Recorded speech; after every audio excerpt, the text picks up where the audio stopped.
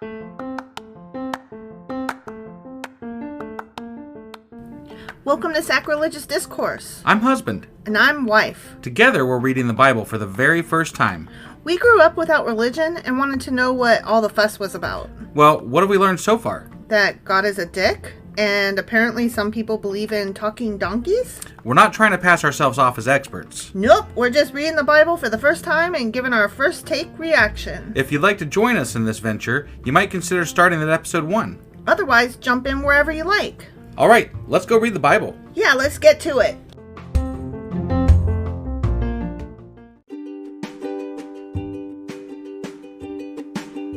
Hey wife, did you know that Anchor is sponsoring our show? Really? Don't we use Anchor to distribute our podcast on Spotify and Apple Podcasts? Yeah, and we are on just about every other platform available as well, thanks to them. Why do we use Anchor as our podcasting service? Well, they make editing and distributing our show a breeze. What if one of our listeners wants to start their own podcast? Then they should head over to anchor.fm or download the app to get started. Awesome! You guys should go do that right now!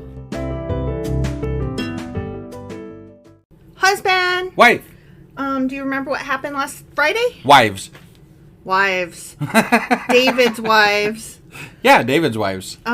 Yeah, he, was coming to Nabal, and Nabal was like, fuck you!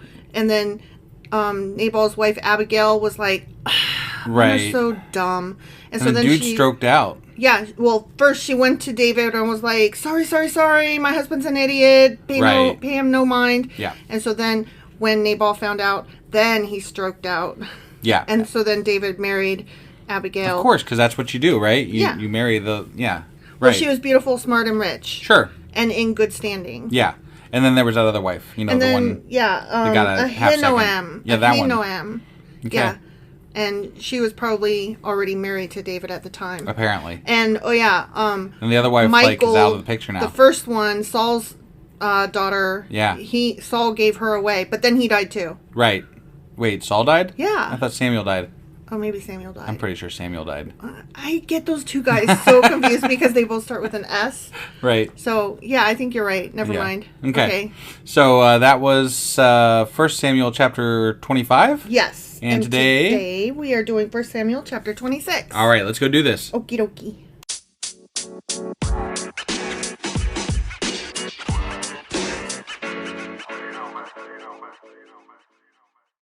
Okay, 1 Samuel chapter 26. All right.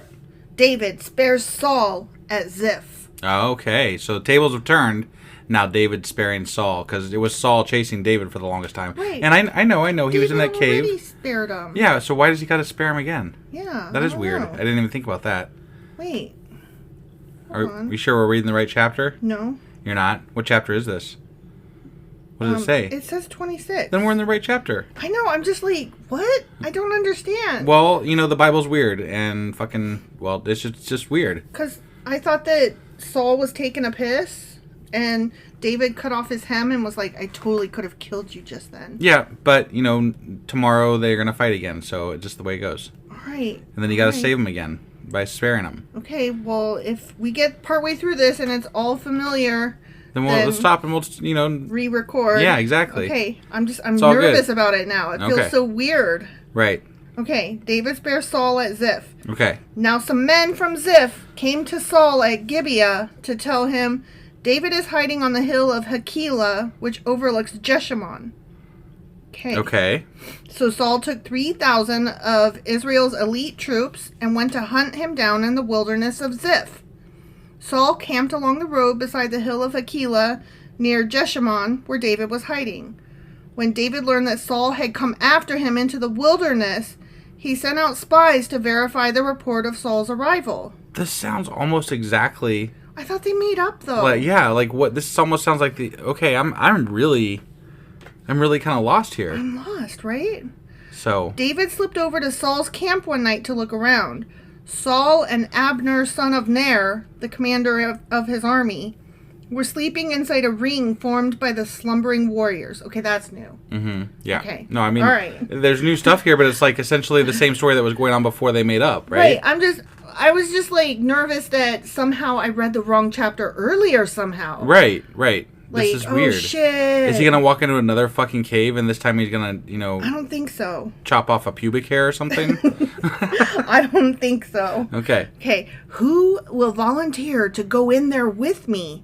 David asked Ahimelech, the Hittite, and Abishai, son of Zeruiah, Joab's brother. Okay.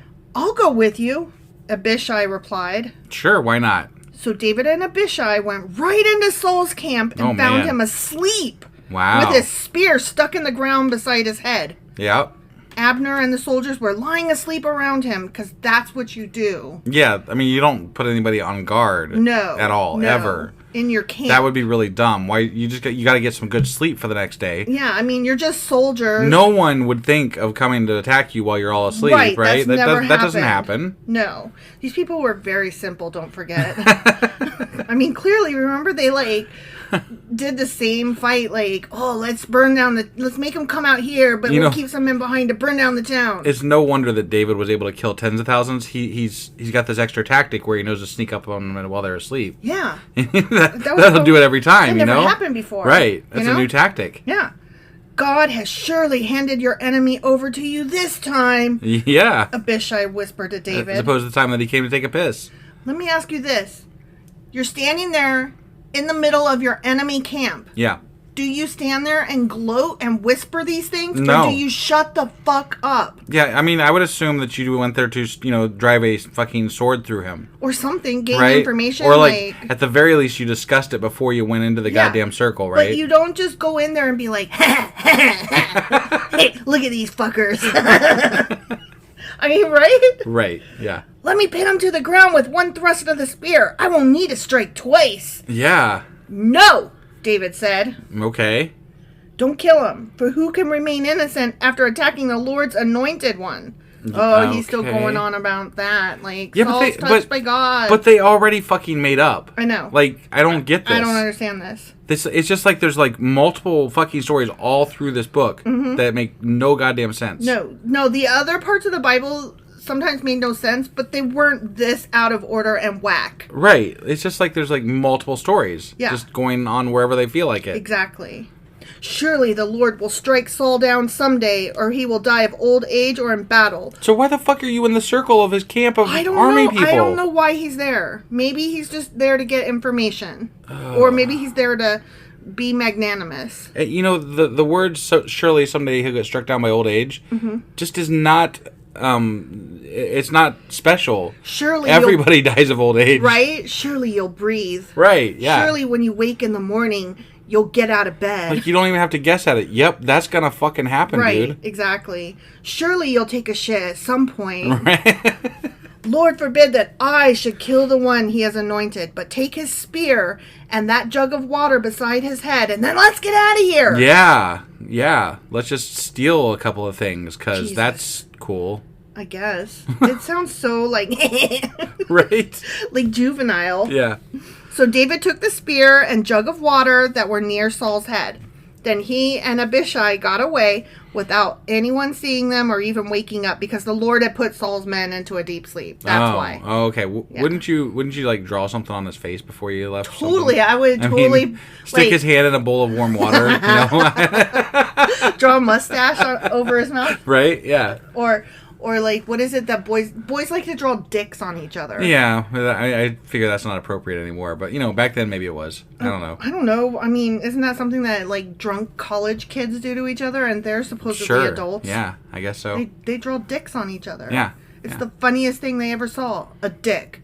Maybe you could just write "God sucks." That would really. David was here. David climbed the hill opposite the camp until he was at a safe distance.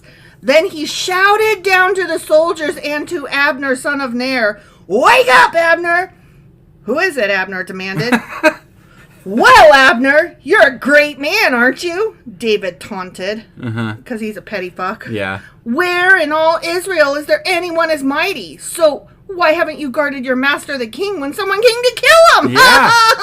Yeah. "This isn't good at all!" Exclamation point.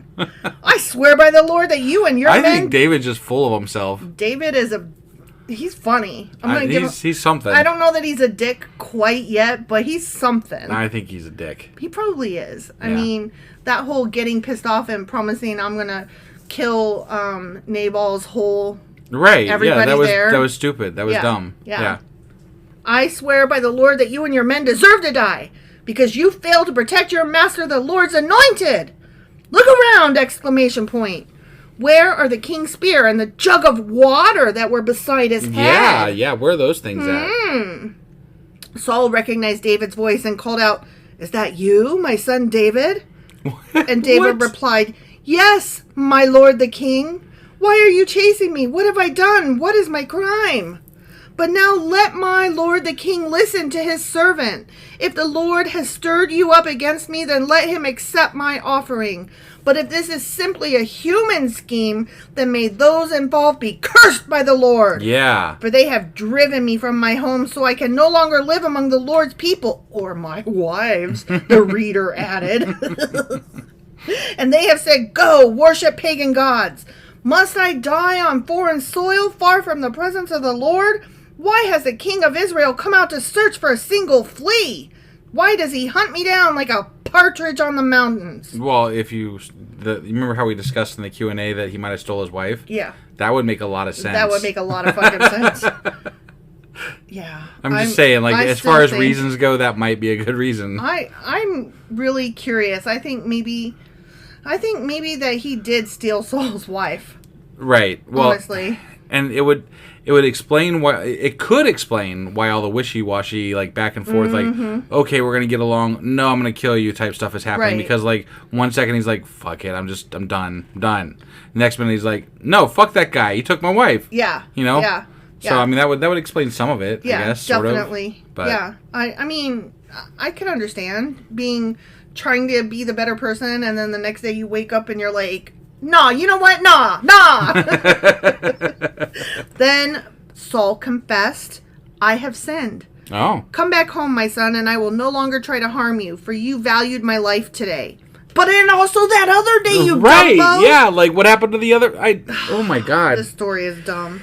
Oh. I have been a fool and very, very wrong. How many times has he got to throw a fucking spear at his head before he's like...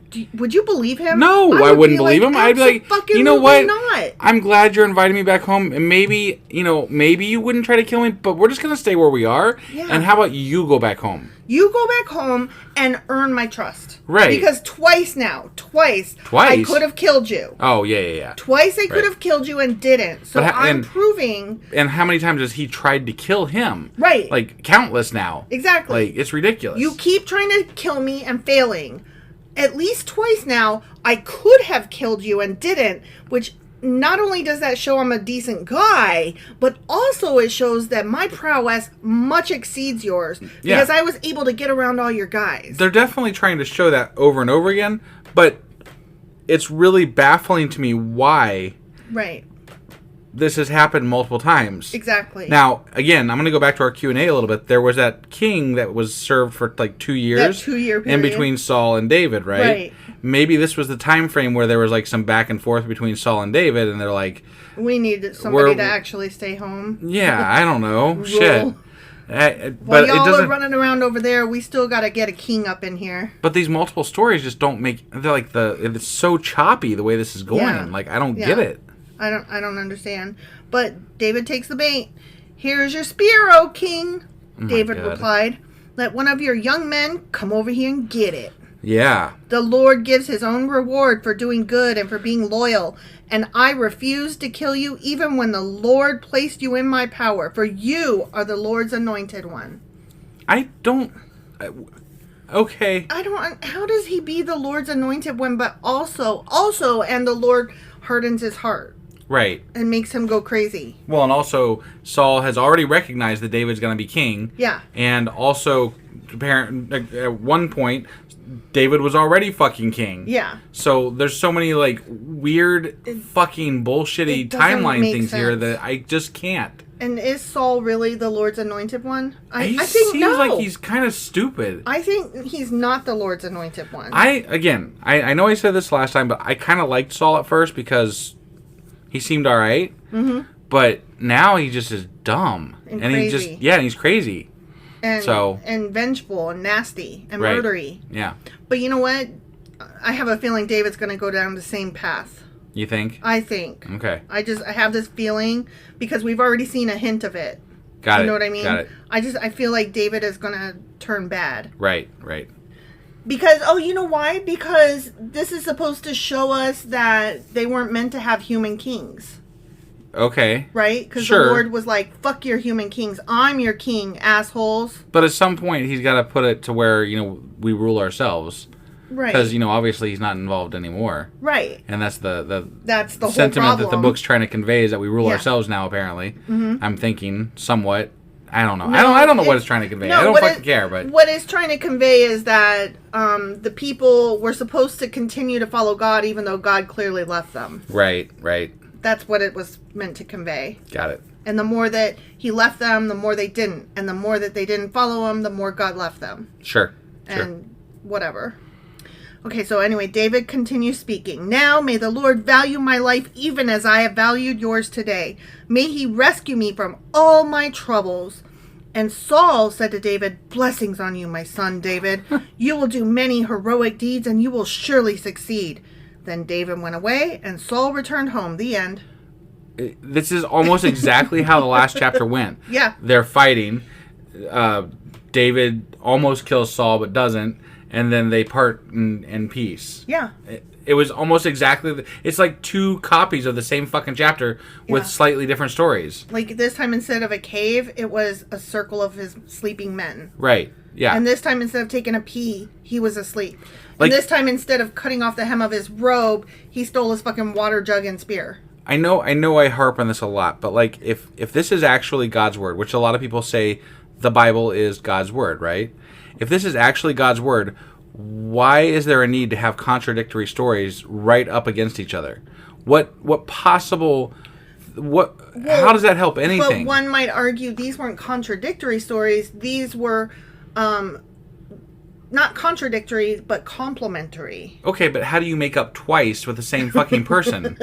And how do you have two fucking exact scenarios that are almost exactly the same? Like, it sounds like there was two versions, and they're like, well... Just put them both in. Yeah. Whatever, it doesn't matter. But if God truly wrote this, he would be like, no, that's the correct one. You put that one in, right? Right. Like, to me, that's the way I would see it.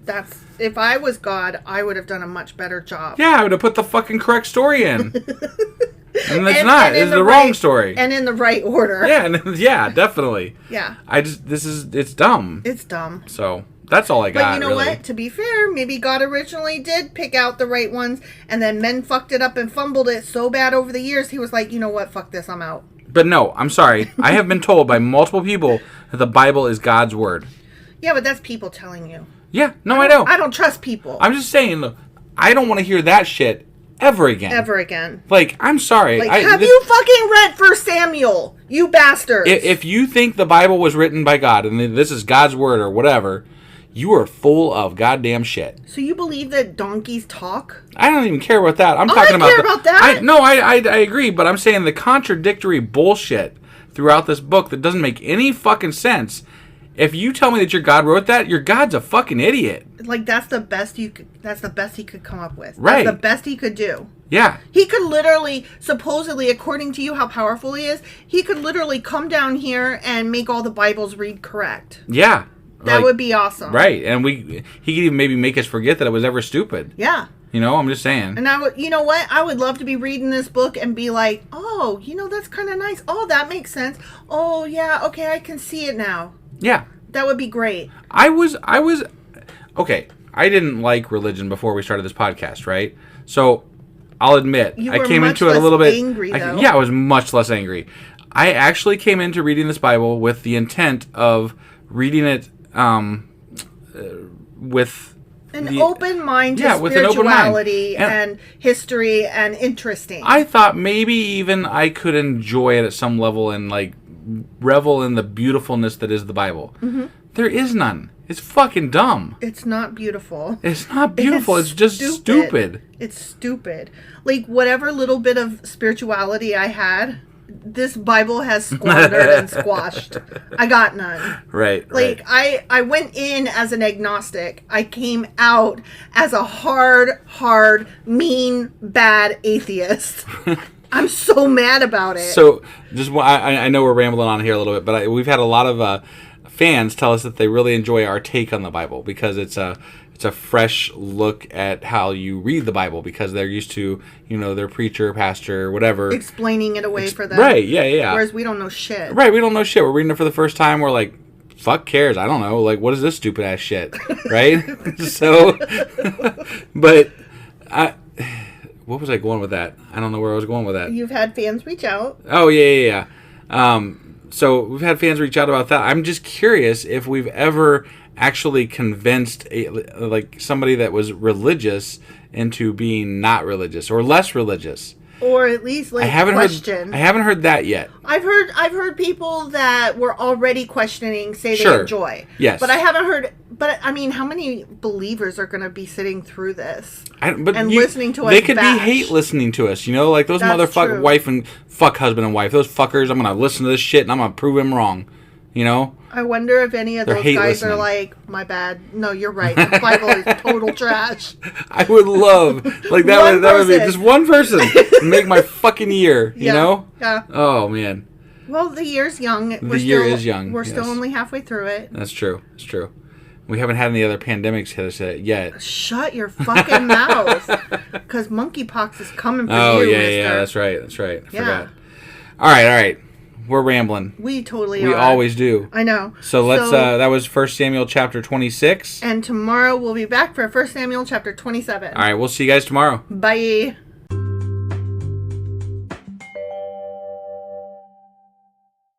Husband. Wife. Do you remember what happened yesterday? It was a repeat of the day before, but just a different way of telling it. So that's pretty much what I remember. Same shit, different day? Yeah, more or less.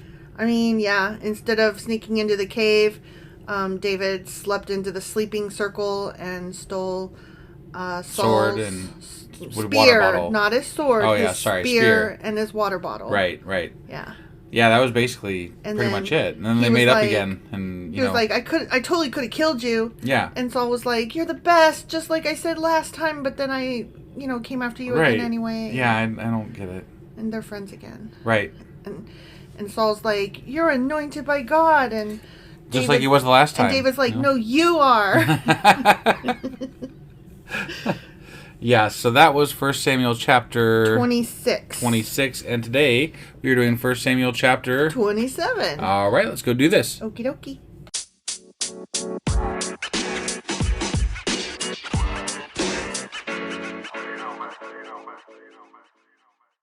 Okay, 1 Samuel chapter 27. All right. David lives among the Philistines. Wait a second. Weren't they the enemies that were attacking Saul and the Israelites? Yeah. What? So he's living amongst them now? Apparently. Okay, I gotta hear this shit. I'm just telling you what it says. All right. That's the name of this chapter. Okay. Well, I mean, there's been worse names for chapters, like, Moses dies. Oh, what happens? Oh, no. Yeah. I guess I mean, I don't remember if that's the actual name of a chapter, but, similar, so. Mm-hmm. Yeah.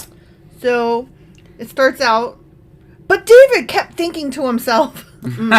After which thing? What part was this? That makes me laugh, though, because it's the way the chapter starts. But David kept thinking to himself. Right. Someday Saul is gonna get me. Wait. So. That's what it says. I know, but okay, all right. Fuck cares. I'm just gonna listen. David's like, I didn't kill you because you're pretty, and then Saul's like, you're right, but you're pretty too. And David's like, no, you're pretty, and Saul's like, no, you're pretty. And then he walked away, and he's like, no, he really is ugly though. So, okay, someday Saul is gonna get me. Okay. The best thing I can do is escape to the Philistines. Or, wait for him in a fucking cave to piss or sneak up with him at night. Kill him right? instead of taunting him. Any of those things would have been fine. Right. Then Saul will stop hunting for me in Israelite territory, and I will finally be safe. So why are the Philistines gonna, welcome in David, an Israelite? What I want to know is, why does David think that he'll be safe among the Philistines from Saul. Like, Saul ain't gonna go into the Philistines and try to kill him there. I don't fucking know. Oh, you just gave me an excuse to go in there. Right. Because who doesn't want to kill the Philistines? And how does this fly right with God? Like, aren't the Philistines God is hands off. No shit. But like, these guys are the enemies of the Israelites. Right. So how is this okay? Well, he's not marrying them, for fuck's sake. He's just walking among them. Still. I don't know. Maybe he's just not worshiping their gods. Maybe he's a missionary. Maybe he's converting them to Yahweh or whatever. Oh, okay. Whatever. So David took his 600 men and went over and joined Achish, son of Maoch, the son of Gath. Okay. David and his men and their family settled there with Achish at Gath. David brought his 2 wives along with him, Ahinoam and from Jezreel, and Abigail, Nabal's widow from Carmel. You know, the rich chick. Yeah, the beautiful rich. Right. High-standing chick. That one. Yeah. Word soon reached Saul that David had fled to Gath, so he stopped hunting for him. Nice. Success. Well done. Well done, David. Totally worked. Yep, I was a fool. What did I know? Yeah. One day, David said to Achish, "If it is all right with you, we would rather live in one of the country towns instead of here in the royal city." Yeah. Everybody wants to move out to the country. It's royal cities. Just I'm not city folk, you know? Yeah. Gotta live in that country place. I want to go milk some cows, not ride the bus. I'm not. What was that book called? City Mouse and... The City Mouse and the Country Mouse? Yeah, that's what I was talking about. The Country Mouse and the City Mouse. Yeah. Okay. So it was in my brain. That's all. Like that. Is that what you just said? Yeah, I'm probably? pretty sure that's what I said. It's been a long day. You know, okay. I don't have any other excuses there. Okay. So. Well, we did lose power earlier. We did, yeah. There were like tornadoes trying to blow through here or whatever. There was a tree down when I was coming home. Like, that was crazy. Yeah. So Achish gave him the town of Ziklag, which still belongs to the kings of Judah to this day. Somehow, I doubt that. I'm interested in Ziklag. Saying. Yeah. And they lived there among the Philistines for 1 year and 4 months. 1 year and 4 months. Yes, exactly. Okay. David and his men spent their time raiding the Geshurites, the Girzites, and the Amalekites. I guess they weren't Philistines. People who had lived near Shur, toward the land of Egypt since ancient times. Okay. So David and his men were killing those other ones. They're like, well, we got to keep killing somebody, so who can we fight? These guys? Okay, let's go get these guys. Yeah, you Philistines are nice, but you over there, no. Right. We'll kill you guys later, though, once we move back over this way, but for now, you guys are good. Just put us up for now. David did not leave one person alive in the villages he attacked. Of course he didn't. God doesn't like people to leave. Well, but also God doesn't like you to leave people alive. He always tells them, kill them all. Kill them all. You know, unless you need little girls that don't have... Oh my God, stop. I'm just saying, that's the way he operates. I mean, these people are pedos. It's true. They really are. He took the sheep, goats, cattle, donkeys, camels, and clothing before returning home to King Achish. So apparently the killing everything and burning it to the ground is not a part of this anymore. They kill everything except for whatever they want. Right, but like God used to tell them to burn it all. Like, everything. Yeah. Nothing leaves. Right. But all of a sudden now they're starting to like angle towards... They're looters. We'll take shit. They're raiders and looters. Right. That's exactly what they're doing. Yeah. Where did you make your raid today? Ashish would ask. Who all'd you kill today, buddy? Hey, buddy, who you killing? Right. And David would reply, against the south of Judah, the Jerahmeelites and the Kenites. You know, wherever. Yeah. These guys, those guys. Okay. No one was left alive to come to Gath and tell where he had really been. Oh, yeah. Oh, because he's killing Philistines. Oh. He's living in the Philistines' lands and killing them. No shit. Mm-hmm. Really? Yes. Okay. And that's why he wasn't telling Ashish where he really was. Okay. All right. Oh, just your neighbors. Right. That's all. Right. Just all the people around you. Yeah. This happened again and again while he was living among the Philistines. Ashish believed David and thought to himself, by now the people of Israel must hate him bitterly. Now he will have to stay here and serve me forever. The end. How do you not know? Okay, he killed all the people, right? Mm-hmm. But he comes and checks on this dude, but he doesn't check on his other surrounding settlements anywhere? Nothing? Doesn't give a fuck? What? And, like, the potatoes didn't show up from, that one place, but whatever. They're kind of lazy, so, whatever. They got raided. By who? I don't know. There was nobody left alive to tell us. That's funny. That happened that same day that David was killing these other guys. He didn't leave anybody alive either. Huh. It's weird. There's a lot of raiding going on these days. I don't. Amazing. Coincidences are just odd, right? Do you really care? Nah. It's good to be the king. Right, yeah. So, yeah. So that was a short chapter. That was a very short chapter, and David's a schmuck. And he really is. Like, so his dude from, Saul, is trying to kill him still. So he runs away, and these people take him in. Yeah. And he's like, awesome, can I go live over in this place? And they're like, sure. And he's like, great, now I'm going to go kill your people. Yeah. And I'm going to lie about it. Yeah. And so I can keep killing them. Yeah. And so me and you still get along so I can have a good seat at the dinner table. Not only that, but I'm going to steal their shit, too. Oh, yeah. So, because it's apparently okay now. Yeah. Whatever. Yeah. He's a horrible human being. I think so. Yep. But, so that was it for that chapter. That was 1 Samuel chapter 27. That was. And tomorrow, I guess we're going to be doing 1 Samuel chapter 28. All right. Well, maybe that one will have more of a story, and maybe the Philistines will be like, wait a second. Or maybe David will be redeemed. Or maybe Saul will try to kill David again. Oh, I want more spear throwing. Right? If I'm being honest. And I want more, you stupid son of a whore! Right, yeah. Totally. I really want more of that. Totally. All right. Well, we'll get into that tomorrow, and we'll see you guys then. Yep. Bye.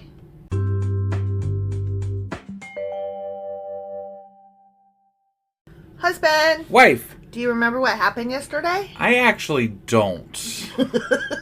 I've been preoccupied today with other things. Okay. So I'll let you off the hook. I don't remember. Okay. Here's what happened. Okay. So even though they made up twice, David was still convinced that Saul was going to come after him. Which makes total sense. So he went to live with Achish in the Philistines. Right.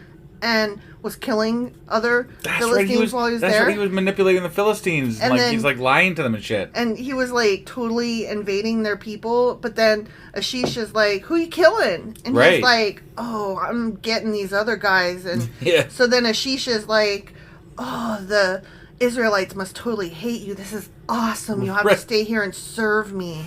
Yeah. And David is like, sure, okay. Yep. Yeah, that's weird. Yeah. You wouldn't think that lying would be okay by God. You would think not. Like this underhanded shit. Maybe it's okay as long as God hates the other people. Yeah. Maybe that's what makes it okay. Yeah. Is that what it is? Yeah. Okay. It's very choosy. You have to be born on the correct continent, on the right particular location geographically. You have to look a certain way, and you have to have a certain parentage. Got it. Okay. Okay. Well, so that was 1 Samuel chapter 27, and today we're doing 1 Samuel chapter 28. All right, let's go do this shit. Okay.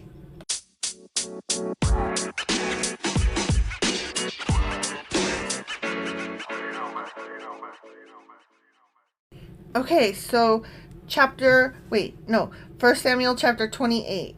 And this chapter is a continuation of the previous chapter, which was entitled David Lives Among the Philistines. Okay, where he lives amongst them, lies amongst them, and kills them. Yeah. And raids and loots, and he's basically a son of a bitch. Yeah. Piece of shit, son of a bitch. Right. Yeah. So anyway, continued. Okay.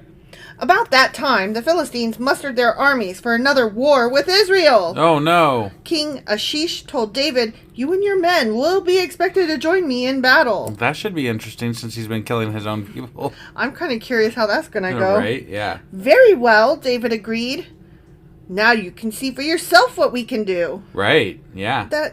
Oh, wow, he's good, because I would have been like, stuttering. Well, he's probably planning on killing more of them. Like, he's going to, this is where he's going to, triumph over them for Israel. And then he's going to be like, cape. And now I win everything. I get the king, I get the...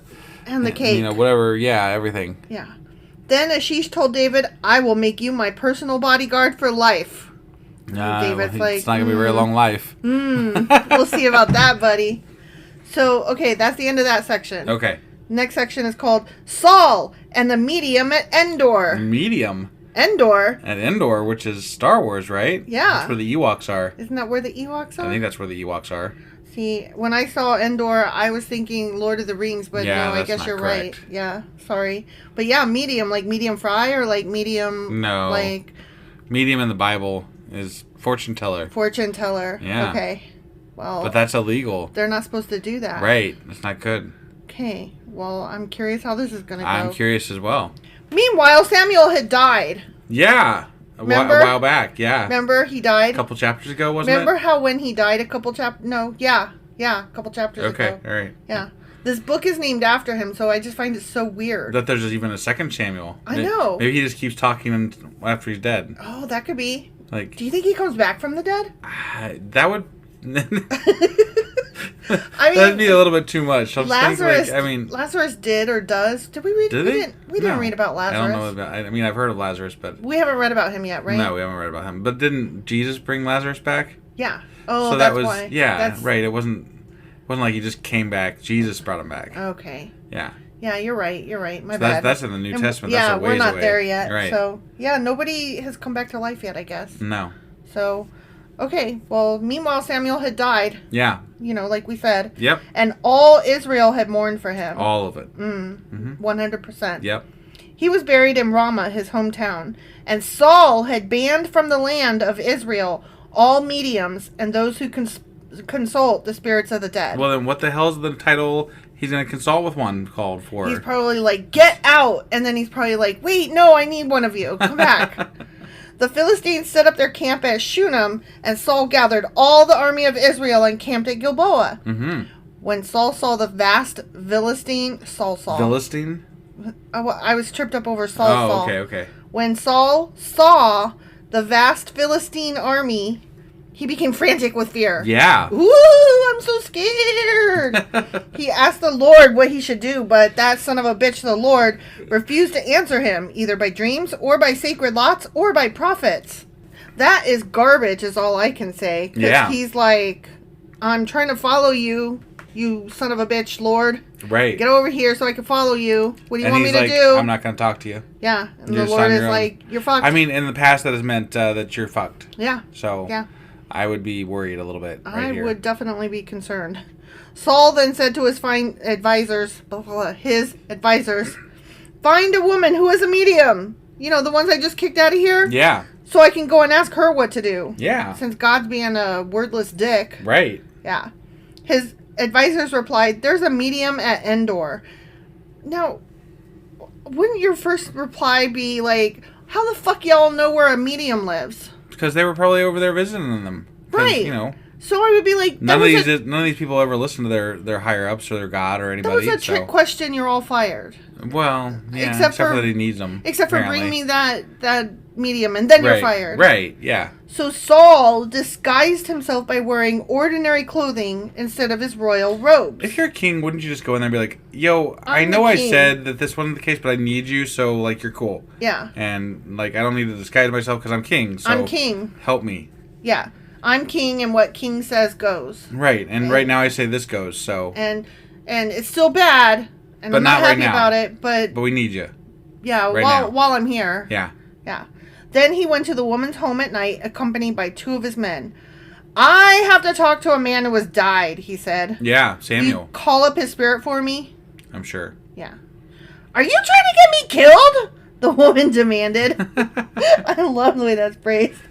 You know that Saul has outlawed all the mediums and all who consult the spirits of the dead. Oh, he knows all too well. Why? Why are you setting a trap for me? Sorry, that tickled me. Yeah. But Saul took an oath in the name of the Lord and promised, as surely as the Lord lives, nothing bad will happen to you for doing this. Yeah. I mean, that would make me feel, you swore an oath to the Lord. And yeah, even though the Lord is the whole reason you're here because he ain't listening to you, I feel much better. Right. Also, you're hiding yourself, so I don't know that you're Saul. Right. Saul could walk up and be like, you're dead now. Exactly. Boom. Trick. Yeah. So it was a trick. You can't promise that. Yeah. Or that's you stupid. can, but they don't know that you can promise that. But why would you expect anybody to listen? Right. Finally, the woman said, well, whose spirit do you want me to call up? Call up Samuel, Saul replied. When the woman saw Samuel, she screamed, "You've deceived me! You son of a bitch, you are Saul!" "Don't be afraid," the king told her. "What do you see?" "I see a god coming up out the earth," she said. A god. Why Samuel's a god? I guess. Okay. "What does he look like?" Saul asked. "He's an old man wrapped in a robe," she replied. That's what all gods look like. I was just thinking, robe, huh? I was just thinking that, all of the cartoons ever are a god walking around in a robe. That must be where the image came from. Yeah. And they said it's an old man wrapped in a robe. Yeah. There you go. That's gods. There it is. That's what they look like. Yeah. Old men wrapped in robes. You're a god. No. You're an old man wrapped in a robe. Yeah, well, whatever. Saul realized it was Samuel, and he fell to the ground before him. Weren't you prepared for this? Why'd you fall to the ground? That's who you came to talk to. Yeah. It's kind of like if But falling in front of a god, I guess, would be the appropriate thing to do. And they said that it was God. Oh, so he didn't, fall in shock. He, laid down reverency or whatever, or something like that. Revering. Got it. Okay. "Why have you disturbed me by calling me back? You will be visited by 3 more ghosts." Samuel asked Saul, "'Cause I am in deep shit," Saul replied. Yeah, that's what he said. Actually, it says deep trouble. Right. But shit works just sounds as so well. much better, yeah. "The Philistines are at war with me, and God has left me and won't reply by prophets or dreams." Well, or by lots, because that's what you said earlier. Right, yeah. "So I have called for you to tell me what to do."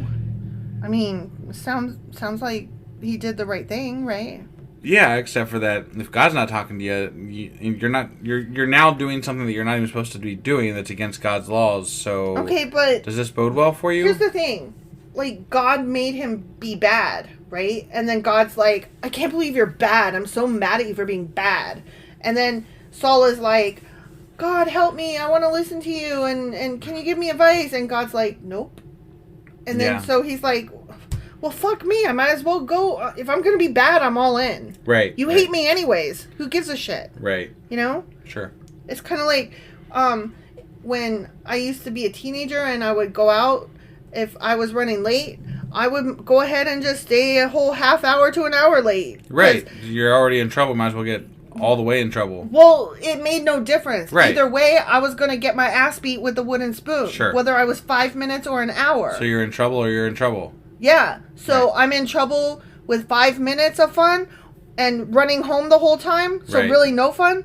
Or I'm in trouble after having spent an hour with my friends and then running home. Right. So, my mom said I always brought it on myself, but I'm like, no, I was already late. And my mom did not believe in half measures. Well, no. Well, yeah. But my mom did not believe in a 5-minute late grace period. If she said be home at 5, she did not mean 5:05. And at 5:05, if you weren't home, you was getting your ass beat. Right. And I mean beat. That's crap. That is crap. Mm-hmm. So, okay. Apparently I had something on my... I guess, yeah. On my soul I had to get out. Right. Hey, sorry. But Samuel replied, "Why ask me, since the Lord has left you and has become your enemy?" Woo! Because he's supposed to, know. Right. "The Lord has done just as he said he would. He has torn the kingdom from you and given it to your rival David. Mwah, mwah, mwah. The Lord has done this to you today because you refused to carry out his fierce anger against the Amalekites." I don't remember that at all. I don't recall that. What's more, the Lord will hand you and the army of Israel over to the Philistines tomorrow. Oh, and no. You and your sons will be here with me. Oh, shit. Oh, they're dying. You're going to die. At least according to this ghost, he's not supposed to be consulting. The Lord will bring down the entire army of Israel in defeat. Damn. That sounds scary, and I would pack a bag and leave. Right. Instead of going to war. Sure. Saul fell full length on the ground. I thought he was already on the ground. Paralyzed with fright because of Samuel's words. He was also faint with hunger, for he had eaten nothing all day and night. It's probably a hallucination then. Right. Samuel ain't there. Yeah. Samuel ain't really there. Right. When the woman saw how distraught he was, she said, "Sir, I obeyed your command at the risk of my life. Now do what I say and let me give you a little something to eat. A little something." Maybe the prophet person, or the medium. Maybe she poisoned him. Probably. Give him like a drink that's poisonous or something. Because she's offering him food. Maybe she's like, I need to get that soaked up, otherwise it's going to be worse. So yeah. That makes sense. Yeah. "So you can regain your strength for the trip back." But Saul refused to eat anything. Then his advisors joined the woman in urging him to eat. Yeah. So he finally yielded and got up from the ground and sat on the couch. Smart. But why did he listen to the men but not the woman that he actually fucking came to see? Women don't have anything to offer back then. This book is making me mad. I'm joking, by the way. The woman had been fattening a calf, so she hurried out and killed it. Yeah. So she's like, you look very hungry. Let me feed you in an hour. Yeah. She took some flour, kneaded it into dough, and baked unleavened bread. Awesome. So I take that back. She said, you look hungry. Let me feed you in 3 hours. Yeah, because she had to do a lot of prep. This makes no fucking sense. Whatever. She brought the meal to Saul and his advisors, and they ate it. Yum. Then they went out into the night. The end. Okay. Oh, that was abrupt. Yeah. I guess maybe tomorrow we're going to find out if they live or die, huh? I mean, I guess. Seems that way. Maybe. According to Samuel, they're going to die, so... Fucking knows. We'll see how real that is. Maybe they'll have to stone the lady that, prophesized all that stuff. The medium? Yeah, that. I would like to see that. Yeah. You would? No. I was going to say, that's not nice. You know what? I was thinking about a drink of my coffee, and so, words were just coming out of my head. Whatever, I'm going to say something Yeah, I was like, blah, blah, blah. That sounds good. You're like, murder, murder, die, blood. And I'm like, yeah, that sounds nice. Yeah, okay, right. yeah, sure. So anyway, that was 1 Samuel chapter 28. Yes. And tomorrow we will be doing... 1 Samuel chapter 29. All right, we'll see you guys tomorrow. Bye.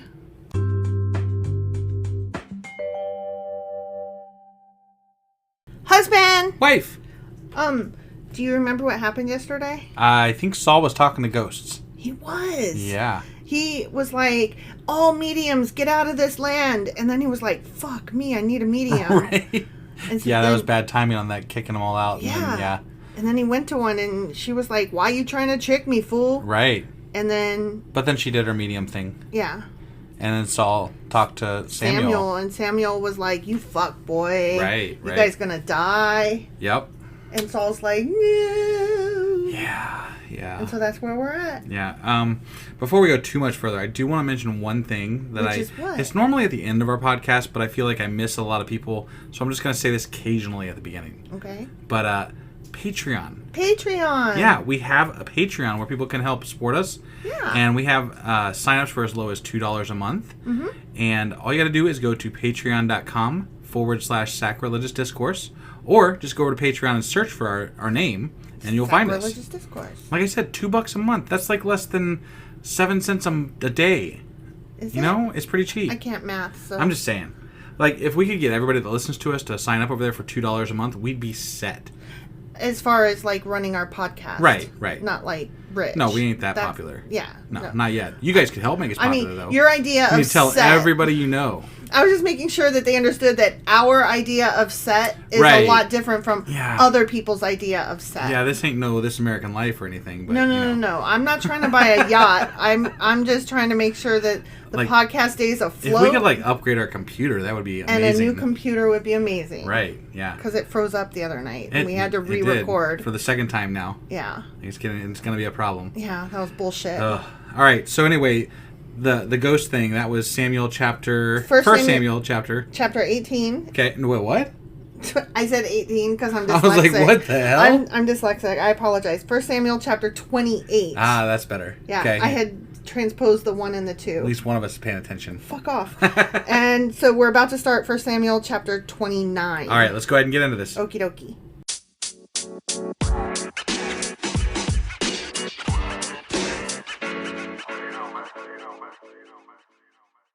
Okay, 1 Samuel chapter 29. All right. The Philistines distrust David. Wait, David. Okay. I bet they do. I bet they do. Well, I mean, he was killing them, so yeah. Yeah.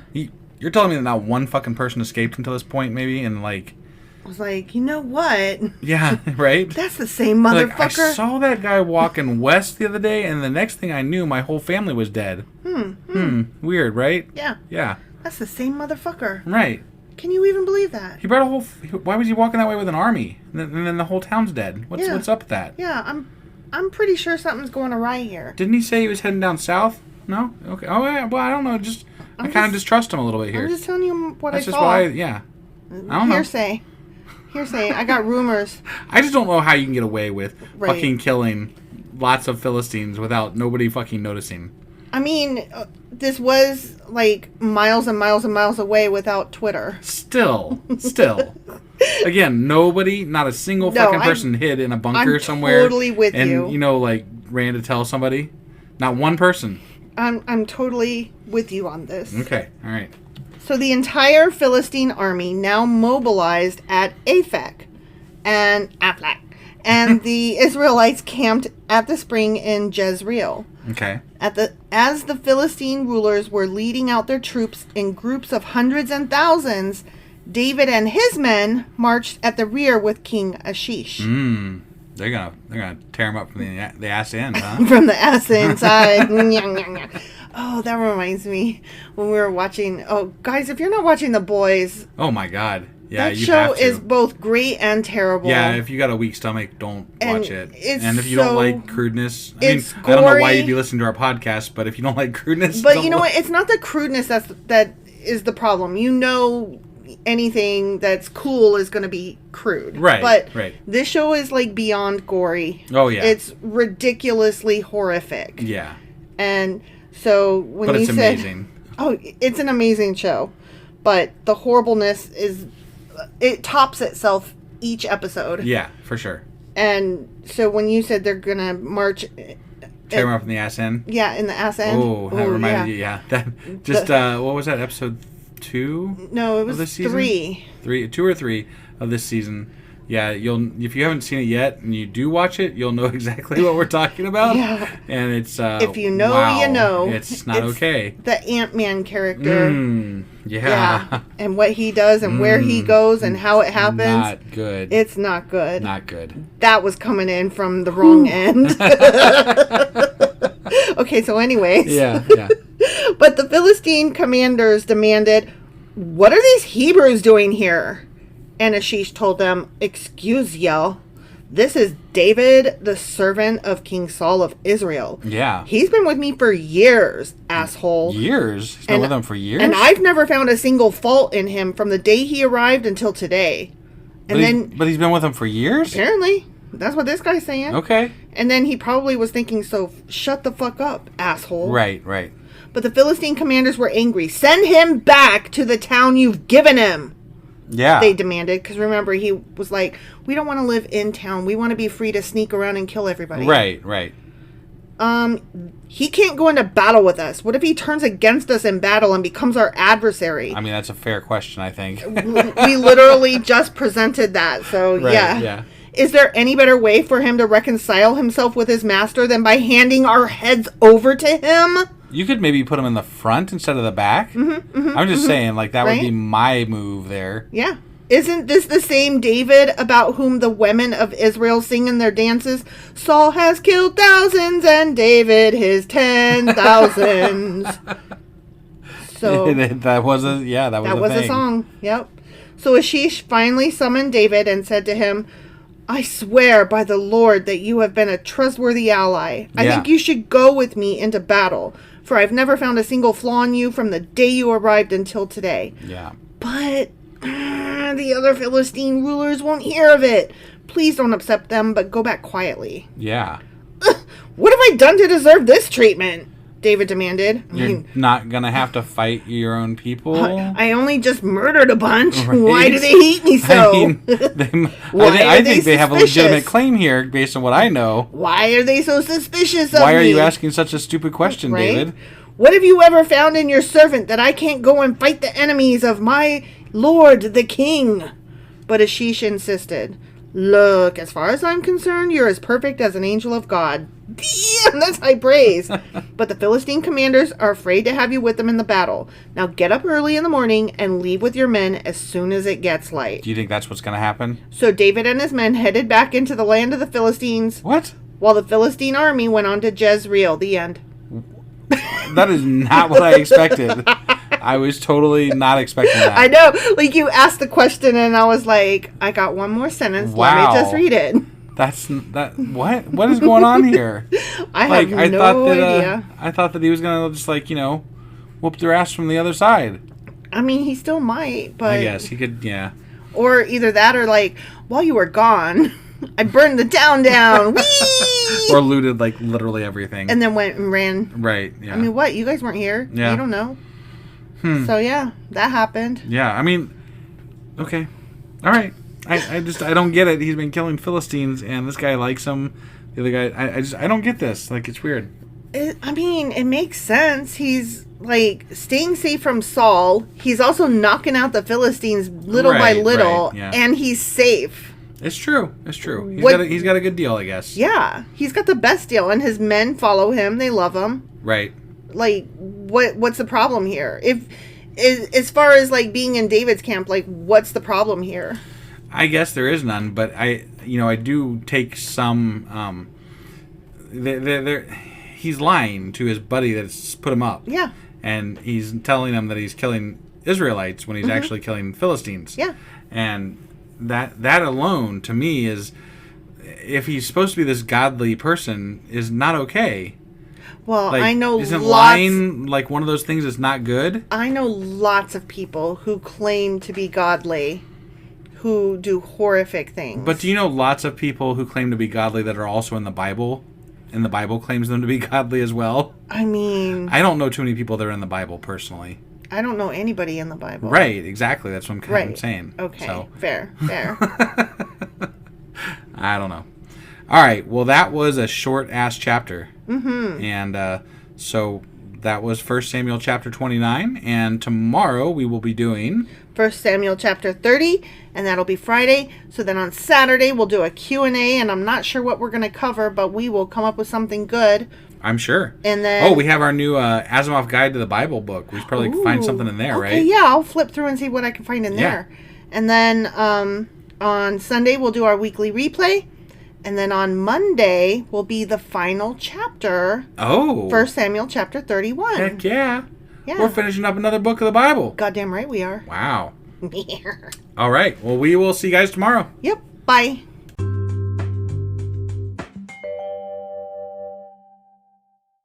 Husband. Wife. Do you remember what happened yesterday?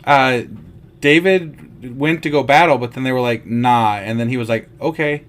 Well, but Ashish was like, I totally trust you, but my people don't. Right. So please go home. I mean, to be fair, I think they had pretty good reason. Oh, absolutely. He's murdering them. Right. David is literally murdering those people. So, yeah. No, that's a good reason in my book, They're anyway. like, there's something if not you're right. murdering my people, I might distrust you. Yeah. Just saying. I mean, they don't, like, know it for a fact, but they're like, there's something not right here. Yeah. Maybe go home. Right? And Ashish is like... It's like, no, my dudes, I trust him. He's been here he's been here years. Years. I trust him completely. Yeah. Because I'm dumb. And David's like, but I want to fight with you, man. And right. Ashish is like, I know, right? But go home, though. Yeah. And David's like, all right. Yeah. Whatever. So that's that. Yeah. That was pretty much, the chapter was so fucking short. It was. It's like, goddamn. Yep. There's a chapter. Another one for the books. All right, so that was 1 Samuel chapter 29. It was. And today we're doing 1 Samuel chapter 30. Let's go do this shit. Wait. We're almost done with this Didn't you have something you wanted to announce today, I did, but I'm still excited because we're almost done with this book. Yeah. No, that's exciting. Okay. For sure. But yeah, I'm going to start what we're going to call, I think, the Sacrilegious Book Club. We haven't really hashed that out exactly yet, but something along those lines. I literally presented the idea 10 minutes before we started recording, but I am so excited about that book that you ordered, Asimov's Guide to the Bible. Yeah. That I'm like, no, I need to read this, I need to take notes, and then we need to talk about my notes. Well, and any of our regular listeners knows that early on we didn't do Q&As. Right. So this is going to give us an opportunity to kind of go back and hit some of those earlier books that we didn't have Q&As in. Yeah.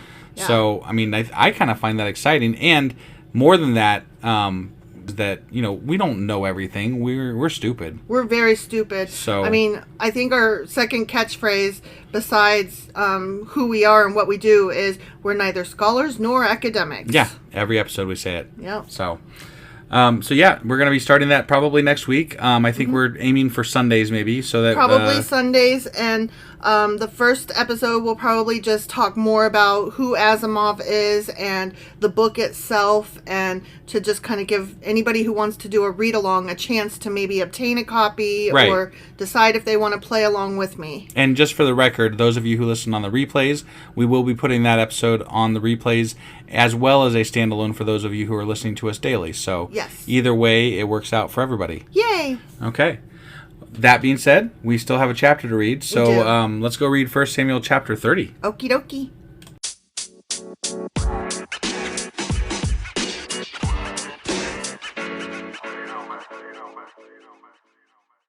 Okay, 1 Samuel chapter 30. Okay. No spoilers or anything, but this one's called David Defeats the Amalekites. Oh, does he? Wait, you think he defeats the Amalekites? I guess he does. Okay. It just... I don't know. Because I haven't read it before, I'm like, oh, so okay. There's not a lot of suspense in this thing, you know? No. Like, just like, there it is. I keep reading this as, like, a story, and then it keeps not being a very good one. Right, Because it's supposed to be, like, quote-unquote history. Yeah. And it's like, but you could really do this better. Yeah, yeah. So, apparently... It'd be like if you're reading... like Chuck Palahniuk? Yeah. And then you're reading like Fight Club, and they're like, the chapter's titled "The Towers Come Down," you know, like, or they get in a fight, like, or sorry about spoilers here, he is Tyler Durden. Right? Yeah, like that can.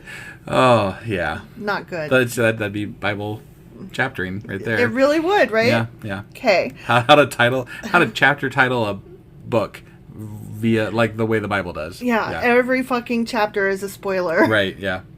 3 days later, you know, after the nothing thing happened. Tour. He didn't fight, and he went back. He went back home. Okay. Womp womp. Yep. When David and his men arrived home at their town of Ziklag, they found that the Amalekites had made a raid into Negev and Ziklag. Oh, shit.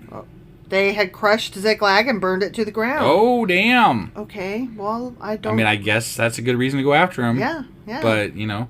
Fuck whatever. You, right? Yeah. They had carried off women and children and everyone else, but without killing anyone. What? Okay. They burned it all down, but they took all the peats. I mean, they're better than the Israelites, apparently. Oh, burn! When David and his men saw the ruins and realized what had happened to their families, they wept until they could weep no more. Mm-hmm.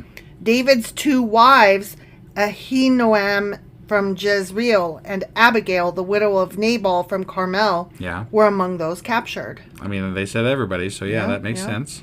David was now in great danger because all his men were very bitter about losing their sons and daughters. And they began to talk of stoning him. Damn. Jesus Christ. How about stoning the fucking people that did it? Right?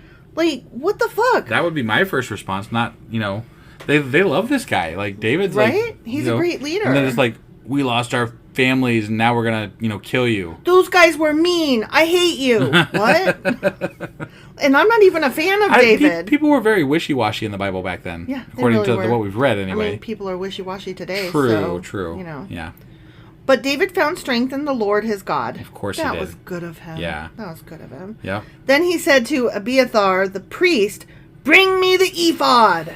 Oh, the ephod. Yeah, that'll solve it right there. Yeah. So Abiathar brought it. Then David asked the Lord, "Should I chase after this band of raiders? Yes. Will I catch them?" What do you think the Lord said? I think he says yes. He says... I mean, there is the title of the chapter. He literally says, yes, go after them. You will surely recover everything. Everything. That was taken from you. Damn. Right? That's pretty good. Wow, that's a good deal. Right? So David and his 600 men set out, and they came to the brook Bezor. Oh, thank God. They didn't stone him to death. I was worried there for a minute. I know. He came out of his little hut and was like, okay, guys, I just talked to God. He said we're good, man. He said, we got this. Yeah. We just got to go get him. We're going to get everything back. Let's go. We're going to stop at the brook. We're getting everything back. Everything back. But we got to go. Yeah. Let's go. Now. But 200 of the men were too exhausted to cross the brook. Fuck you. Get your asses up and moving. Oh, I'm so tired. So David continued the pursuit with 400 men. Seriously? 200 Your fucking family's out there being captured by these people, and you're like, I just can't. I can't. Right? What? That doesn't make You didn't even fight in a battle prior to this. You just came back home. You're just tired. Why are you fucking tired? From the brook? The brook made me tired. That's bullshit. I mean, I babysat today and I'm tired, but here I am recording this shit. Right? So I worked a double today and I'm tired. You did work a double. And here I am doing this podcast. And you were like stuck at work like 2 hours after close. Wow. Yeah. Well, that was after being stuck there 3 hours after my shift ended. Yeah. So, yeah. Sorry, babes. Along the way, they found an Egyptian man in a field and brought him to David. Okay. They gave him some bread to eat and water to drink. They also gave him part of a fig cake and 2 clusters of raisins, for he hadn't had anything to eat or drink for 3 days and nights. I wonder what a fig cake is exactly. It's a cake, and it's got fig in it. I want to make one. We should make a fig cake. So bring us your figgy cake. So bring us your figgy cake. Right? Yeah, sure. Instead of pudding? Yeah, right. Yeah. Before long, his strength had returned. They just found this random Egyptian wandering around and were like, you look hungry, my bro. Right? Why did they stop to fucking I don't know. Help this dude when their families are okay, whatever. There's got to be a good reason, I'm sure. It's probably God or whatever. Right, yeah. To whom do you belong and where do you come from? Okay, I got to question this grammar for a second. Yeah. Because he says, to whom do you belong, which is like beautiful. And then it should be followed with, and from where do you come? But instead it says, where do you come from? Right. That's stupid. You were perfect, and then you were dumb the very next sentence. Well, part of the sentence. Doesn't exactly surprise me, but okay. I know. It just, okay. The consistency or lack thereof, that bothered me. Sure. If you're going to be wrong in both places. Right. And then that wouldn't have bothered me because I would have been like, okay, yeah, whatever. Right. But it just made I expect people to say, who do you belong to? I expect that. Right. I don't expect it to say, to whom do you belong? So I was like, oh, damn, to whom do you belong? That's nice. Right. You did it good. You put I forget the word. Never mind. Yeah. I forgot the grammar term. But they put it at the beginning instead of the end. You're not supposed to end the sentence with whatever that thing is called that I can't fucking remember. Got it. So I don't know. It just bothered me. The lack of inconsistency. Right. Or no. The lack of consistency. Thank you. Yeah. Sorry. David asked him those questions. To whom do you belong and where do you come from? Yeah. I am an Egyptian, the slave of an Amalekite, he replied. My master abandoned me 3 days ago because I was sick. We were on our way back. That's sick. We were on our way back from raiding the Kerethites in the Negev, the territory of Judah, and the land of Caleb, and we had just burned Ziklag. Will you lead me to this band of raiders? David asked. The young man replied, if you take an oath in God's name that you will not kill me or give me back to my master, then I will totally guide you to them. See, you shouldn't have abandoned this dude. Mm-hmm. He's going to totally fuck, his master over and stuff. This is why you don't fuck people over, because they'll turn on you. Exactly. So he led David to them, and they found the Amalekites spread out across the fields, eating and drinking and dancing with joy because of the vast amount of plunder they had taken from the Philistines and the land of Judah. Uh-huh. That's funny. They were robbing the Philistines, and David's like, I'm robbing the Philistines too. Right. So you would think that they would team up, but no, David's David's not, really? I'm doing that too. He's like, no, I'm the one doing this. They robbed the wrong Philistines. Yeah. They weren't actually Philistines. Yeah. But they were in the land of the Philistines, so. David and his men rushed in among them and slaughtered them throughout that night and the entire next day until evening. It's a lot of slaughtering. That is so much blood. Yeah. None of the Amalekites escaped except 400 young men who fled on camels. Except for those 400, None of them except 400. That's how many people they literally brought 400 people to fight. Yeah. And the same amount of people fled away, but they said no one escaped except for, the same amount of people that we have here coming to fight. When you say none of them escaped except, you would think that it's going to be 1 or 2. Sure, yeah. But no, 400, the exact same amount as our army. Right. So none of them escaped except a very large fuck ton of them. Got it. David got back everything the Amalekites had taken, and he rescued his 2 fucking wives. How nice. That's nice for him. Yeah. Nothing was missing. Small or great, son or daughter, nothing else that had been taken. David brought everything back. He also recovered all the flocks and herds, and his men drove them ahead of the other livestock. This plunder belongs to David, they said. we love you again, I guess. And the rest of the people, right? Like, it's not just David's, they're excited because David led them to glory. Oh, okay. All right. Yeah. They were about to stone him. So they're not going to stone him anymore? They were about to stone him, and now they love him again. Right. You notice how often that happens in the Bible? Like, they're like, we're going to kill you. Wait, now we love you. Yeah. It's very kind of startling how they're like, we totally love you the best. We hate you the most. Right. Like, there is no like forgiveness, no consistency of like feelings, nothing. There's no it's just gray. Like, yeah, it's just either hate or love. That's it. Very childish. Or worship or completely disregard God. Right. There's no in betweens. No, there's no nuance. Everything's black and white. Right. So it's such a childish take on life. We're either melting gold into a golden calf, or we're fighting to kill off the people that melted the gold into the golden calf. Right. Exactly. I mean, yeah. Then David returned to the brook Bezor and met up with the 200 men who had been left behind because they were too exhausted to go with him. They went out to meet David and his men, and David greeted them joyfully. I thought he'd be mad. But some evil troublemakers among David's men said, they didn't go with us, so they can't have any of the plunder we recovered. Give them their wives and children and tell them to be gone. Wow. I mean, I have mixed feelings about that. I have mixed feelings too. I mean, I'm curious why these 200 people couldn't possibly. Right. It's a little questionable in my opinion. You're part of an army, or aren't you? Maybe it was the old and infirm. Maybe, but they didn't present it that way, but maybe it was. You know? But it is questionable. It is questionable. But I have mixed feelings about not letting them have their shit back.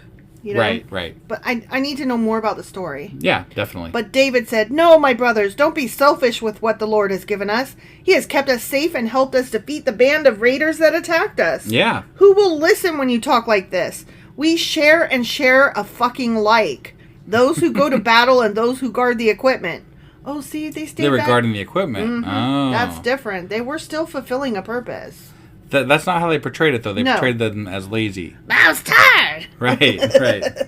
From then on, David made this a decree and regulation for Israel, and it is still followed to this day. Go figure. Mm-hmm.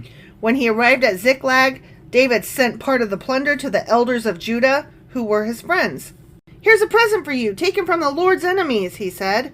The gifts were sent to the people of the following towns David had visited.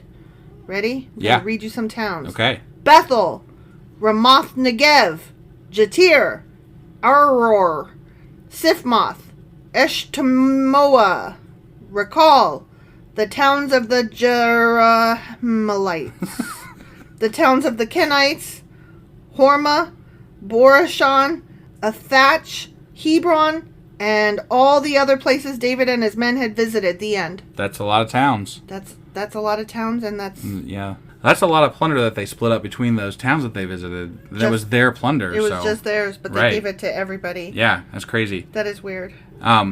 So that was the end of the chapter? That was the end of the chapter, that's right. I just got to share one thing. Oh my god. So, this episode had a lot of fucking lag that we had to work through. So if you heard some bad editing through this, we had to do editing. Yeah. And we apologize. Yeah, there might be some cut jumps, and we're going to try to get out of here as quickly as possible so that our computer doesn't blow up. Yeah. So that was 1 Samuel chapter 30, and tomorrow's Q&A Saturday. Yep. Sunday is our replay, and we'll be back Monday for the final chapter of 1 Samuel, which is chapter 31. Yep. We'll see you guys then. Bye.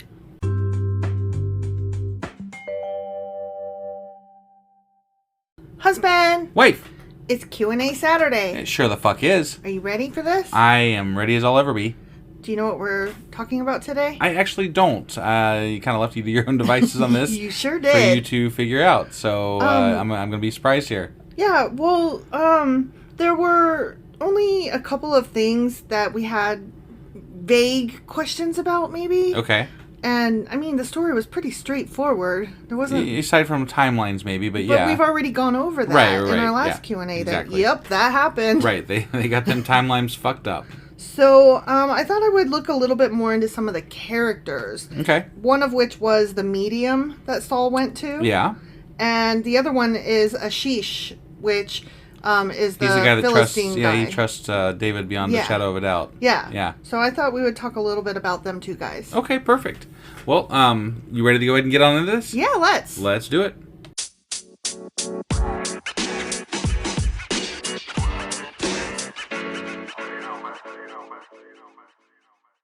Okay, so about that medium. Yeah, about that medium.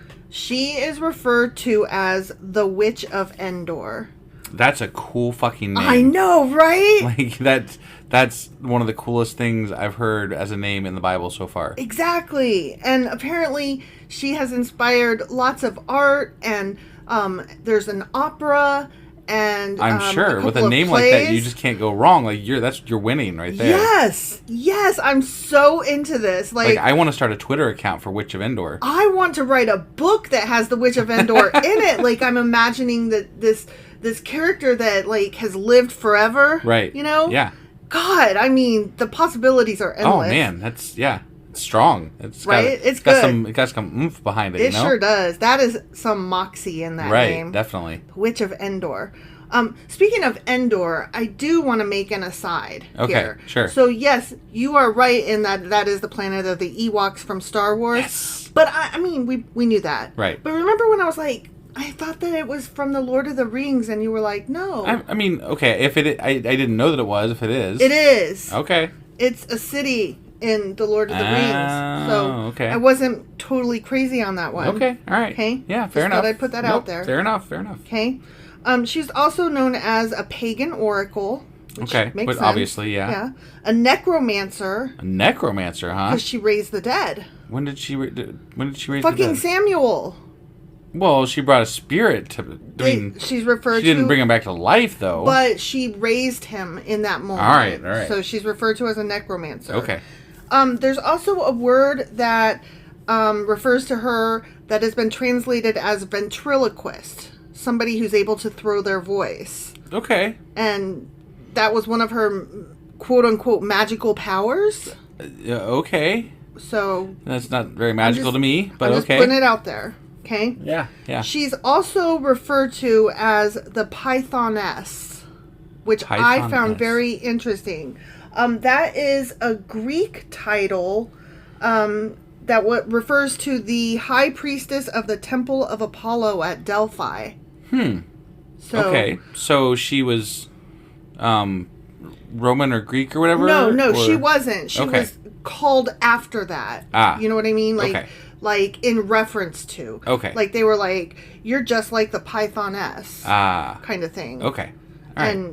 And that gets into Greek and Roman history that had been around for 300 or 400 years prior to when this happened. So that would have been in their common vernacular. Got it. It was a place in called Pythia. I've heard of that. Okay. Yeah. Which Pythoness, Pythia. Sure. Yeah. So anyway, I just found it interesting that the Greek and Roman names of things were in their vernacular. Right. You know? Right. I want to go step back for just 1 second here. Mm-hmm. And the ventriloquist thing is still on my mind here. and only insofar as that it was like considered this great feat back then. Like, if you could just step back in time and do some basic like fucking bar tricks, you'd be considered, amazing. Right? Like, doesn't that make you want to just like get a time machine and be like, go back and impress a bunch of people and be like, sure, I am the great king husband, of Condor, able to whatever, do great things. Whatever. I mean, just imagine like if you can shuffle cards really well, right? Do some of those card shuffling even have tricks. Cards in the first place, you know. Okay, yeah, I'm just saying. Yeah, true. Juggling, I don't know how big juggling was back then, but I can juggle. You could juggle. Yeah. Yeah. I can even toss one under my leg and then still keep going. You can roll your R's. I can roll my R's. Do it. No. I almost did, but no. I know you looked at me and started to and then didn't. I'm not performing on the Q&A. I cannot roll my R's. Right. So I have no magics. Yeah. But I just... It is what it is, you know? It is what it is. So there's also another word, moving on, where they talked about the witch went to her fill in the blank. Okay. And, you know, when Saul went to the witch and he was like, hey, I want you to bring up Samuel because I need to talk to dude and God ain't helping me. Right. So they went to her fill in the blank. And I forget how we read it in the Bible version that we read, but that word, they're not sure if it's a ritual pit used to regularly summon spirits, or a familiar spirit, or a talisman, or a wineskin. wineskin sounds as good as any. It could have been any of those things. Just get drunk and we're going to bring a spirit about it. Come on. Let's do this, guys. You just got to drink a little bit of this. So nobody knows exactly what it was. Could have been any of those things. Got it. And she claimed at first when Samuel was rising, remember, and she had to describe him to Saul because Saul couldn't see what was happening. He could hear once Samuel started talking. Probably because she was throwing her voice. Well, it was believed... yeah, exactly. It was believed back then that the medium could see the spirit but not hear, and that the person that was coming could hear but not see. Which kind of does lend toward the ventriloquist right? thing. Yeah, I mean, if we know that she could throw her voice, then we already know she's fucking lying. Well, yeah. I mean, come on. Yeah. I mean, not that we didn't know ahead already, but I'm just saying, the skills that she has specifically are perfect for manipulating this whole outcome. I am not saying, period, the end, she was a ventriloquist. Right. I am saying that one of the words used to describe her does translate to ventriloquist. Got it. Meaning that is something that could have been used to describe her, whether she was able to do that or not. Got it. So I'm not saying she's a ventriloquist, but she might have been. Understood. So anyway, when she was claiming to see Samuel rise up, she also, in some translations, claimed to see quote unquote gods arising, which could have been angels or spirits or demons or her imagination. Sure. Maybe she's just throwing shit out until something Saul's like, yeah, that's the one I want to talk to. Right? You know? Well, that's the thing though. She is not supposed to have known what Samuel looked like. And so when she described him... okay, but how hard is it to describe old man in a robe? Old prophet dude, right? He's friends with you. I know what you look like. Right. This is old prophet dude. So I'm going to describe an old prophet dude. Well, in the Bible, she just described him as old man in a robe. Yeah, I mean, that's not... He's dead. He was a prophet. Right. You want to talk to him. Okay, it's an old man in the robe. There you go. Yep. Good? Exactly. All right, perfect. So, I was reading about all the different arguments as to whether or not this thing actually happened. Sure. Okay? So... we have two options. Either Samuel did not appear or Samuel did appear. Okay. Right? Yeah. Okay. So in the Samuel did not appear box, we have, then what happened? So obviously it was either a fake. Yeah. A hallucination. Sure. Or a demonic spirit. I'm going to skip the demonic spirit and say it was one of the first two. Probably right. I don't see... why not? But it is fun. I mean, she's the Witch of Endor. It's sure, no. That maybe... I love the name. You know what? All of religion is just putting on a fucking show, right? Right. Religion and especially, mediums, it's putting on a show. And maybe even the medium believes their bullshit. But, it's still a show. You're saying... I think it's fun to believe in the possibility that there was magic. Okay. But I know that goes against what we're doing here, so... No, it goes against my feelings on the matter. So, I don't feel like there are these things. I feel like it's a fucking show. No, I believe people can convince themselves that they really have these powers because you can convince yourself of pretty much anything if you really want to. True. But... it doesn't make it any more real. No, I totally agree with you. It can be fun. I can admit that it could be fun. Right. My logic is right there with you. Is not there for me. My logic is right there with you. I absolutely know that this did not happen. Okay. But it's fun to think. But what if it did? Kind of like... And with a name like Witch of Endor, you get some, credit for the name. So... Yep. I mean, I'm down with that. It's kind of like, if you go get your fortune read... it's fun to think, what if it's true? What if it really happened? No, I mean, I'm guilty of liking to read, horoscopes and shit sometimes just because it's fun. It's fun. Not because I actually believe it, but I'm like, what do these fucking idiots got to say that I'm going to be, what's going to happen today? Exactly. Or your fortune cookie, fortune. Although fortune cookie fortunes have started sucking ass. They don't tell fortunes. They just say things like, oxygen is free. You should breathe it. Right, yeah. It's bullshit. They just tell you things that are facts. Yeah, I don't know. Maybe pens have ink. They must have been sued. There's got to be a story there, right? They had to have been sued for giving the wrong fortune to somebody. Yeah. Or something, and so they're like, okay, let's just take this back to something stupid. Yeah, They are not fortunes. Right. They are not. Not at all. Okay, so option 1 was that Samuel did not appear, and that's what we're definitely leaning Sure. for. Option 2 was that Samuel did appear. Okay, yeah. But the question is, they weren't supposed to do that because that's against God's word. Right. Right? Yeah. So that would mean either that the witch used demonic power. Sure. Which, okay, because it has been shown in the Bible that, not that we've read a lot of it yet, obviously. Right, but right. We'll come across occasions where demons can take the image of other people. Okay. Okay? Sure. And the other thing would be that God used the medium to raise up I find that hard Samuel. to believe, just because it's explicitly said that mediums are to be taken out and stoned to death by the community. Exactly. Like, this is not okay by God. Yeah, so why would God implement a tool that he deems wrong and bad? The only thing that I would say, and I'm just putting this out there as a possibility, sure, is that Saul strove so hard trying to get God to pay attention to him in any way possible that, God is a pissy fuck.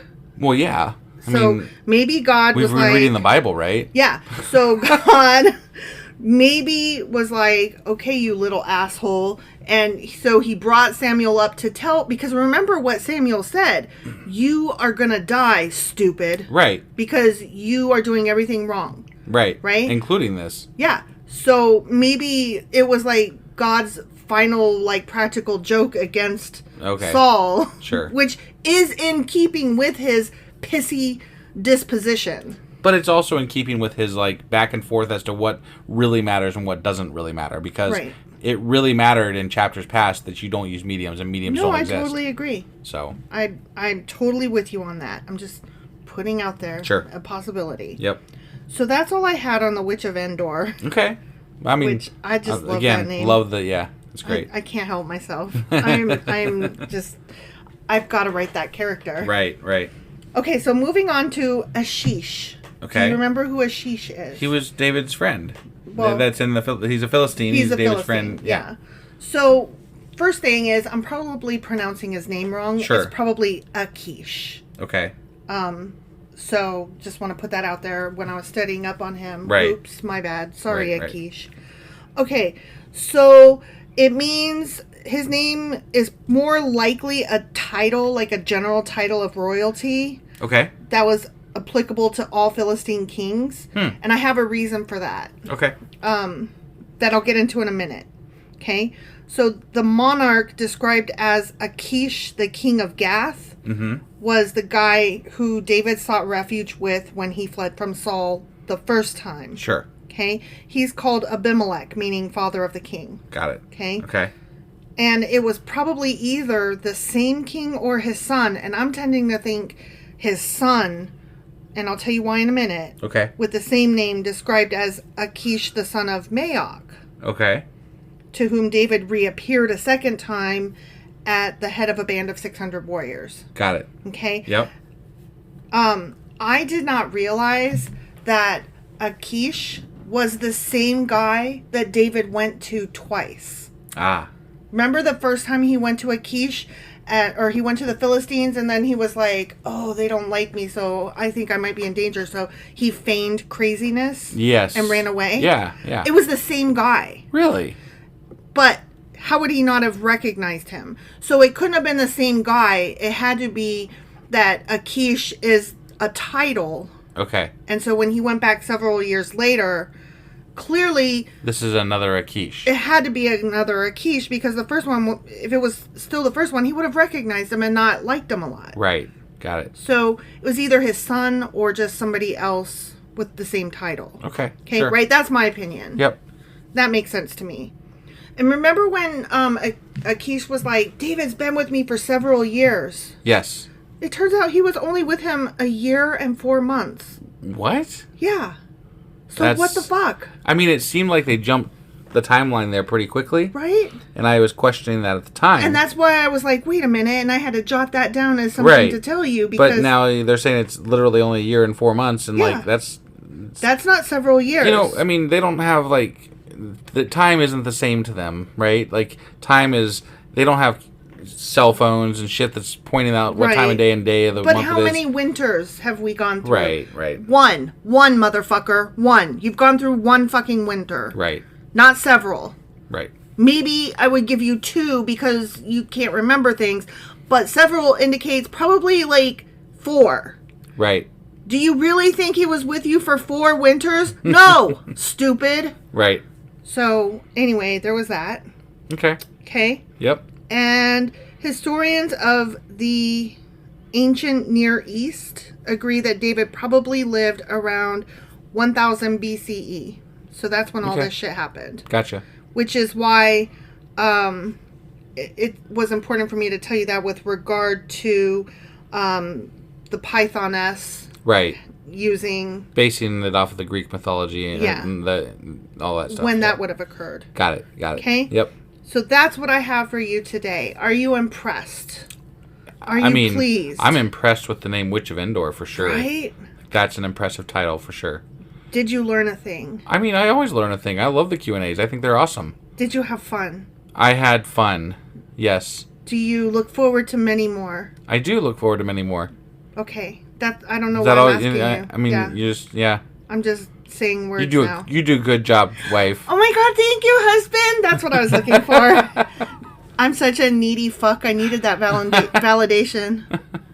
All right. Well, so that's all we got today for the Q&A? That's all we got today for the Q&A. All right, let's hop on out of here and we'll see. We got the replay tomorrow, and then we've got 1 Samuel chapter 31 coming up on Monday, correct? Which is the final chapter of 1 Samuel. That's amazing. Yep. All right. Well, then we will see you guys then. Bye.